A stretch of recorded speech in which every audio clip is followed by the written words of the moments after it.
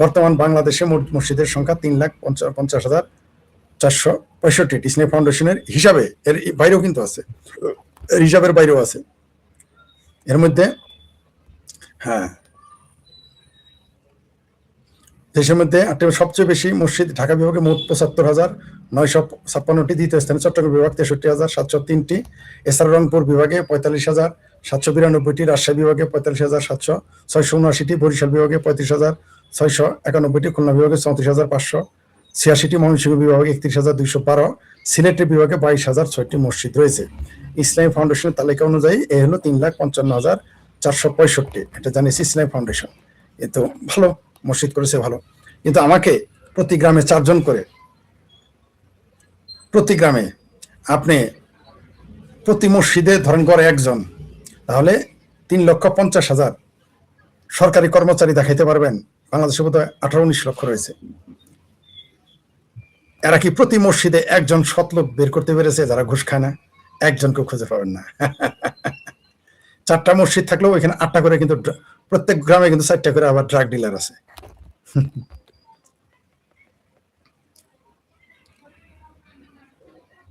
হ্যাঁ, এই যে আরশোলাদের তহবিল খতিয়ে দেখার দাবি উঠেছে। 60,000 টাকা বেতন নিয়ে কিভাবে আমেরিকায় পড়াশোনা খরচ যোগাতেন দীপকের বাবা, তদন্তের দাবি আরটিআই কর্মীর একজন দাবি করেছে। 60,000 টাকা যিনি বেতন পান, তার ছেলে যদি বৃত্তি না পেয়ে থাকে, তাহলে কিভাবে আমেরিকায় পড়ে? এটা অসম্ভব কাজ। কথা কার ভুল বলে নেই।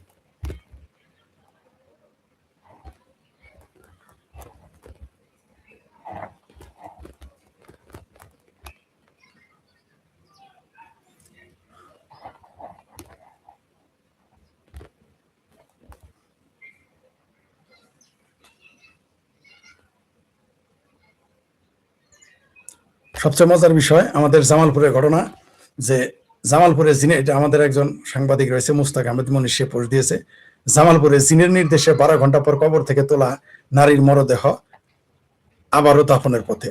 চিন্তা করে দেখেন, ঘটনা হলো, বিস্তারিত লেখে নাই, যেতটুকু সে লিখেছে বলি। মুস্তাক আহমেদ মনির, সে লিখেছে যে দাফনের কয়েক ঘন্টা পরে জিনের নির্দেশে তোলা হলো লাশ, মরদেহ নেওয়া হচ্ছে হাসপাতালে মেলান্দহ।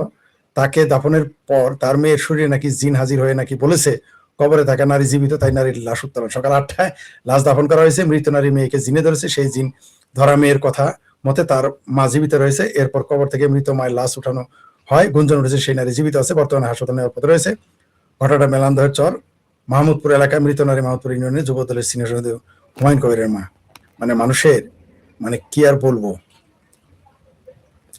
মজার বিষয় হলো মানুষ কত, এই আধুনিক যুগে মানুষ যখন বিশ্বাস করে যে কারো উপরে জিনে আসে আর জিনে কথা বলে সেটা সত্য হবে, কত বড় গর্ধাও হলে কেবল এগুলো বিশ্বাস করা সম্ভব। এই 2026 সালে এর কথা আর কি বলবো। মানুষ, শিক্ষিত লোকেরাই একটা কত কিছু করে দেখেছে। আমাদের জামালপুরের লোক তো আমরা কম শিক্ষিত এলাকার লোক।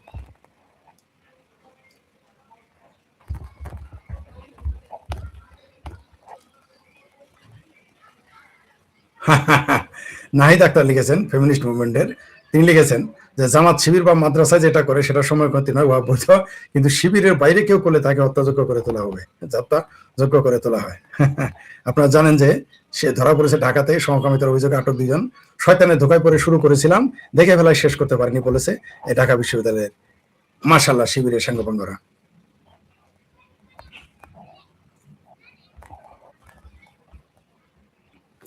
আমি ভজন সরকার, ভজনদার একটা লেখা দিয়ে শেষ করতে চাই।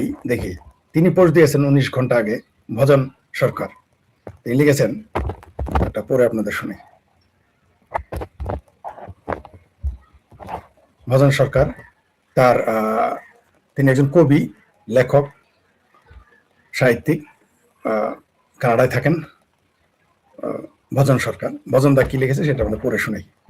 কমিউনিস্টরা এখন পৃথিবী জুড়েই ভণ্ড, নীতি সমাজতন্ত্র, কিন্তু লড়াই করে গণতন্ত্রের জন্য, যেটা আমি সবসময় বলি। এরা দেখবেন এত দল সমাজতন্ত্রে, কিন্তু সারা জীবনে একবারও সমাজতন্ত্র নামে না। গণতন্ত্র প্রতিষ্ঠিত করতে চায়, এমনকি ইসলামতন্ত্র। যাই হোক, ভোটের কামড়াকামড়ির জন্য, গণতন্ত্রের জন্য লড়াই করে, ভোটের কামড়াকামড়ির জন্য। বাংলাদেশের ভারতের কমিউনিজম এখন মৌলবাদের মতোই জঘন্য। এটা আমি ভজন সরকারের লেখাটা পড়ে শোনাচ্ছি। আমি এগুলো বললে আবার বলতেন কানাডা যাওয়ার জন্য, ভিসা পাওয়ার জন্য এগুলো লিখি আমেরিকা যাওয়ার জন্য। উনি অলরেডি কানাডা আছেন, তাহলে শুনেন। তারপর কমিউনিস্টের এখন পৃথিবী জুড়ে ভণ্ড, নীতি সমাজতন্ত্র কিন্তু লড়াই করে গণতন্ত্রের জন্য, ভোটের কামড়াকামড়ির জন্য। বাংলাদেশের আর ভারতে কমিউনিজম এখন মতে জঘন্য। ভারতের কংগ্রেস আগে থেকেই পপুলারিস্ট, কৃপণের সম্পদ আহরণের মতো ভোটের জন্য অতি নিকৃষ্ট কাজ করতে রাজি। তাই তো মাত্র 17% মুসলিম ভোটের জন্য 3 তালাকের বিরুদ্ধে ভোটের রায়কে আইনে পরিণত না করে 3 তালাক এবং মুসলিম পারিবারিক আইন বহাল রাখে ইন ব্র্যাকেটে বিখ্যাত শাহবানো মামলা। যা তথাকথিত হিন্দুত্ববাদী নরেন্দ্র মোদীর সরকার বাতিল করে মুসলিম মহিলাদের 3 তালাকের মতো জঘন্য আইন থেকে মুক্তি দেয়। একবার কল্পনা করুন, ভারতে অন্য ধর্মের মানুষের জন্য সম্পত্তি পারিবারিক আইন এক ও ভিন্ন, ইউনিফর্ম সিভিল কোড। সেখানে ছেলে মেয়ে সবাই সমান উত্তরাধিকার পায়, ব্যতিক্রম শুধু মুসলমানেরা। সেখানেও পারিবারিক মুসলিম উত্তরাধিকার আইন যায় কথায় নারী বিদ্বেষী। অথচ কিছু মোল্লার ভোটে কংগ্রেস ভারতের 12 কোটি মুসলিম নারীকে সম্পত্তি ও আইনি সমান অধিকার থেকে বঞ্চিত করে রেখেছে।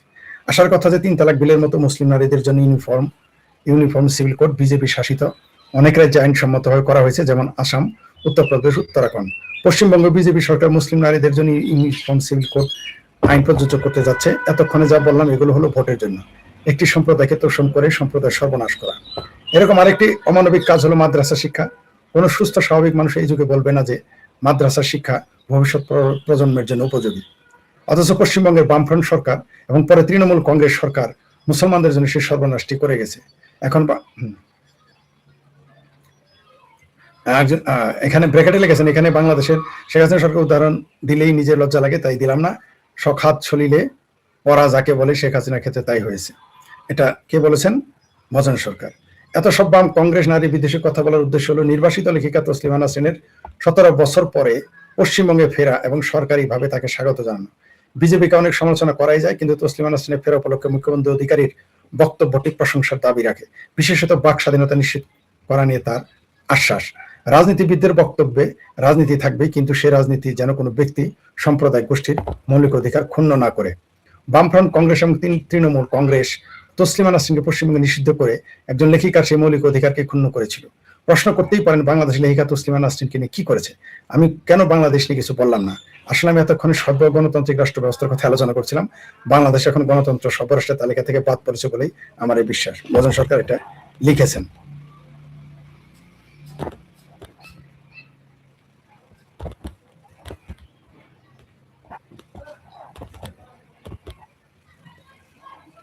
শোনেন, আপনারা শুনেছেন যে সালাউদ্দিন তানভীর, আমার এক ভাবির পোলা, বিরাট ক্ষমতাধর এনসিপির একটা দরবেশ, মনে হয় 4th আসমান থেকে এই মাত্র ঈসা মসি বা ঈসা আলাইহিস সালামের 4th আসমান থেকে নেমে এই মাত্র বাংলাদেশে পৌঁছেছে। এরকম দরবেশ তার অবস্থা। প্রধানমন্ত্রীকে নিয়ে আপত্তিকর পোস্ট, সালাউদ্দিন তানভীরকে আরেকবার অব্যাহতি দিল এনসিপি। কিন্তু তানভীর প্রধানমন্ত্রীকে নিয়ে কিন্তু কুলাঙ্গার বলেছে, তার বিরুদ্ধে কিছু করে নেই। এমনকি এই সরকারকে কুলাঙ্গার বলেছে, তাও কিছু বলে নেই তাদের নিয়ে। কি আপত্তিকর পোস্ট দিয়েছিল আমরা তো জানি না, কারণ আমরা জানি এ যখন 400 কোটি টাকা প্রতারণা ধরা পড়লো তখন এনসিপি তাকে অব্যাহতি দিয়ে আবার দল নিয়েছিল। কিন্তু এখন প্রধানমন্ত্রীর জন্য আপত্তিকর পোস্ট দেওয়ার জন্য তাকে অব্যাহতি দিল, কিন্তু 400 কোটি টাকার হিসাব নিল না। এই যে সে ছিল যুগ্ম মহল সদস্য সচিব, গাজী, আরে বাবা, যুদ্ধ না করে গাজী সালাউদ্দিন তানভীর, বুঝতে পারছেন?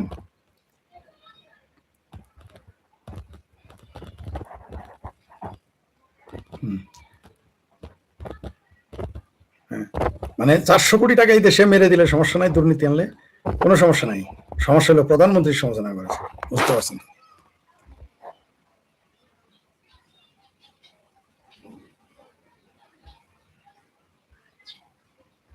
আচ্ছা, এটা দিয়ে শেষ করতে চেয়েছিলাম, তার আরেকটা দিয়ে শেষ করি। ইনি হচ্ছেন Anindya Goswami, Kolkata, the city of joy. তিনি একটা পোস্ট করেছেন একদিন আগে। তিনি লিখেছেন, আবার বলছি, তা পোস্টের হচ্ছে অনিন্দা গোস্বামী। তিনি লিখেছেন, একটি শব্দ ইসলামের বিরুদ্ধে লেখেননি তসলিমা। ঠিকই বলেছেন, উনি যে উপন্যাস লেখার জন্য নিজের জন্মভূমি থেকে বিতাড়িত হন, সে লজ্জা উপন্যাসে একটিও শব্দ ইসলামের বিরুদ্ধে লেখেননি। অবাক হচ্ছেন জেনে? তাহলে আরো একবার পড়ে দেখে নিন। 6 ডিসেম্বর 1992 সালে বাবরি ভেঙে ফেলার পর বাংলাদেশ ও পাকিস্তানে হিন্দুদের উপর চূড়ান্ত অত্যাচার শুরু করে জিহাদিরা। এটা কিন্তু আমার কথা না, ইনি যিনি পোস্ট দিয়েছেন তার নাম অনিন্দ গোস্বামী। তিনি সম্ভবত তিনি কলকাতার। যে দেখি, হ্যাঁ, জি, studied at Bengal institute of technology, তিনি কলকাতার অনিন্দ্য গোস্বামী লিখেছেন, সেটা আমি পড়ে শোনাচ্ছি। 6 ডিসেম্বর 1992 ভারতে বাবরি ভেঙে ফেলার পর বাংলাদেশ ও পাকিস্তানে মসজিদের হিন্দুদের উপর চূড়ান্ত অত্যাচার শুরু করে জিহাদিরা। আর সংখ্যালঘু হিন্দুদের চোখের জল ছাড়া কি বা আছে? এই দুটি দেশে আজও আদালত হোক বা পুলিশ হোক, সবাই জিহাদি, যেভাবে হোক হিন্দুদের উপর নির্যাতন চালাবে। আজ বাংলাদেশে একের পর এক হিন্দু মন্দির, হিন্দুদের বাড়ি ঘর ভেঙে তছনছ করে দিচ্ছে উগ্রবাদীরা। দীপু দাসের ঘটনা তার সবচেয়ে বড় প্রমাণ। এক শিক্ষিত পরিবারের স্বাধীন চেতা পরিবেশে হিন্দু মুসলিম মিলেমিশে মানুষ হওয়া তসলিমা নাসরিনের চোখের সামনে হিন্দু নির্যাতন দেখে খালেদা জিয়ার রাজনীতি আর প্রশাসন এসে জিহাদিদের সমর্থন দেখে লিখেছিলেন লজ্জা উপন্যাস। উপন্যাস ছিল লজ্জার সবচেয়ে বড় পোস্টার। সারা পৃথিবী জানতে পেরেছিল কিভাবে বাংলাদেশে হিন্দুদের উপর কোথায় কত অত্যাচার হয়েছে। বইটির ছত্রে ছত্রে সে তথ্য আর শিউরে ওঠার কাহিনী। কত প্রাচীন মঠ মন্দির মাটিতে মিশে গেছে, কত হিন্দু মেয়েদের তুলে নিয়ে গেছে, কত জমি রাতারাতি দখল হয়ে গেছে, আর কত লাশ গুম হয়ে গেছে। তার ভগ্নাংশ তথ্য সামনে আসতেই বাংলাদেশে জিহাদিদের রক্ত গরম হয়ে যায়। কেন এই প্রকৃত তথ্য সামনে আনবে? একের পর এক বিদেশি পত্রিকায় বাংলাদেশে লজ্জাজনক ছবি বেরিয়ে আসে। ওদিকে হিন্দুদের ভারতে পালিয়ে আসার ঢল নামে।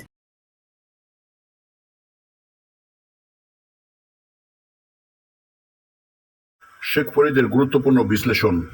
সুরঞ্জনের হিন্দু প্রেমিকা নিজের শরীর ও পরিবারের সম্মান বাঁচাতে হিন্দু প্রেমিক সুরঞ্জনকে ছেড়ে মুসলিম ছেলেকে বিয়ে করে। এই কাহিনী প্রমাণ হিন্দুদের জন্য কতটা ভয়ের পরিবেশ আছে বাংলাদেশ। এই কাহিনী প্রমাণ হিন্দুদের জন্য কতটা ভয়ের পরিবেশ আছে বাংলাদেশে। লাখ লাখ চাপা কান্নার ভিড়ে হারিয়ে যায় সুরঞ্জনের প্রেম। মাথা তুলে বাঁচার ইচ্ছে, এতটুকুই ছিল লজ্জা। ইসলাম বা নবীর সম্পর্কে একটি অক্ষর লেখেননি তখন।